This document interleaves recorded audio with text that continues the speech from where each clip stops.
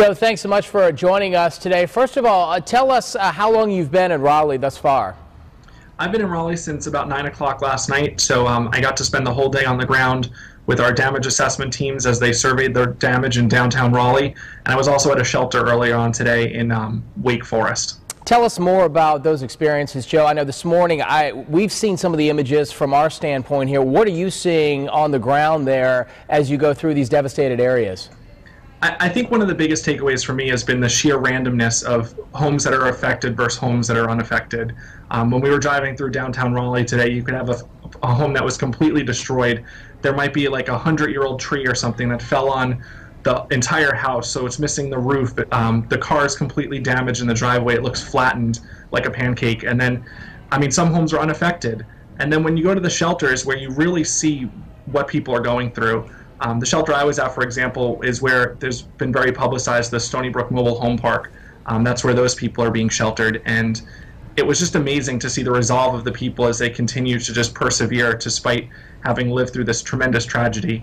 I was talking to a gentleman who has 3 children, and he was telling me how he saw it get really dark, and he ran outside and grabbed his kids from skateboarding and playing ball and brought them inside. And he said he heard that freight train noise that everyone talks about, and he was able to save his family. Unfortunately, some of the members of his community were not as lucky, but he was happy to be at a Red Cross shelter. I can only imagine all the stories that you're hearing. While you're there, Joe, what is your specific assignment through the next few days? My specific assignment is to tell the story of the American Red Cross and tell the great work that we do here every day, like I do when I'm back home in our community. I'm really in charge with making sure that people know that the Red Cross is on the ground.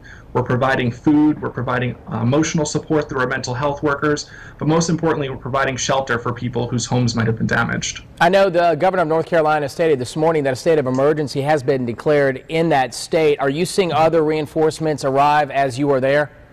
Yeah, there's definitely more Red Cross relief workers arriving every hour pretty much. So the Red Cross is going to be here for the long road of recovery that these people have to endure. And all of it is really brought to you by the people who support the American Red Cross every day. So we're able to prepare and respond to emergencies just like this one, whether they be in our own backyard or they be here in North Carolina. Joe, how long do you think you'll be up there? I'll be here through the remainder of the week. I should be back home over the weekend. Can you compare this disaster to other disasters that you've covered on the ground?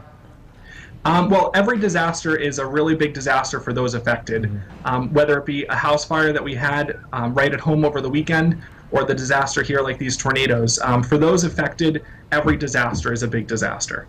And for our local people here in South Florida, our viewers watching right now, if they want to help, just go to the Red Cross to donate online, or they can call? Correct. The best thing for people to do is to visit redcross.org to make a donation, or they could text the word Red Cross, all one word, to 90999 to make a $10 donation. Joe, the images are tough up there, but I know you being there as well as the rest of your colleagues throughout the Red Cross can bring some sense of relief to those poor people up there, and it's certainly a blessing for them. Thanks so much for spending some time with us today, and best of luck up there. Thank you, Jay. Take care.